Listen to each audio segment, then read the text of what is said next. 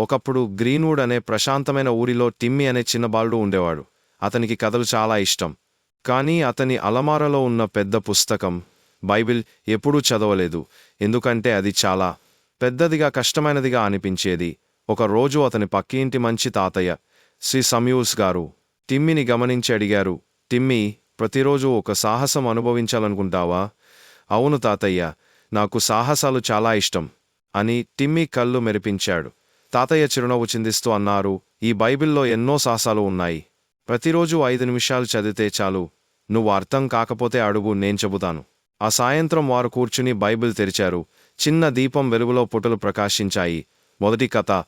ఒక చిన్న కాపరి బాలుడు దావీదు రాక్షసుడైన గోలియత్ను ఎదుర్కొన్న కథ. టిమ్మీ ఆశ్చర్యపడి అన్నాడు, వావ్, దావీదు నిజంగా సూపర్ హీరోలా ఉన్నాడు. అలా ప్రతిరోజు కొత్త కథలు చదివారు. మిర్యాము తన తంబురాతో నాట్యం చేసిన కథ, సింహాల గుహలో దేవుడు కాపాడిన దానియేలు కథ, మరియు యేసు కొద్దిపాటి రొట్టెలు చేపలతో 1000 మందిని తినిపించిన కథ. కొన్నిసార్లు టిమ్మీ ఆ కథలను చిత్రాలుగా గీసేవాడు, కొన్నిసార్లు నటించేవాడు, కొన్నిసార్లు పాటలు పాడేవాడు. ప్రతి సాయంత్రం ఒక కొత్త సాహసమే అయ్యేది. ఒకరోజు టిమ్మీ తన అమ్మతో చెప్పాడు, అమ్మా, బైబిల్ పెద్ద పుస్తకమే కాని ఒక్కొక్క అడుగు వేస్తూ చదివితే ఎంత సులభమో తెలుసా? ఇలా టిమ్మీ బైబిల్ చదివి ధైర్యం, దయస్నేహం నేర్చుకున్నాడు. ఇవన్నీ చిన్న చిన్న ప్రయత్నాల వల్ల సాధ్యమయ్యాయి.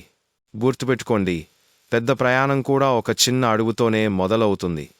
ప్రతిరోజు కొద్దిగా బైబిల్ చదివితే అద్భుతమైన జ్ఞానం మరియు సాహసం మనకు దొరుకుతాయి.